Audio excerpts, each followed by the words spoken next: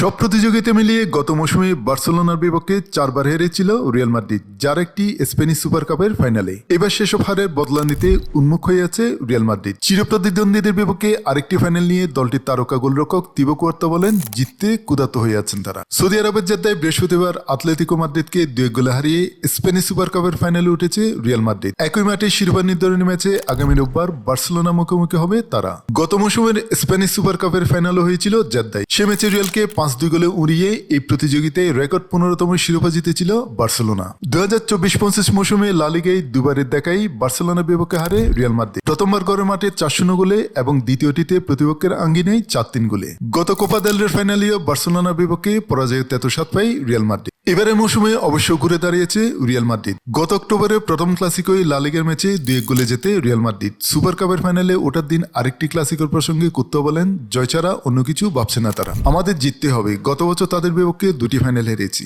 এবং আমরা জিততে চাই ঠিক তাদের মতোই, এবং আমরা প্রতিশোধ নেওয়ার জন্য ক্ষুধার্ত হয়ে আছি। জিততে চাই এমন 2টি দলের মধ্যে দারুণ একটি ম্যাচ হবে। রোববার জেতার জন্য আমাদের ভালোভাবে রিকভার করতে হবে এবং সদস্য হয়ে উঠতে হবে।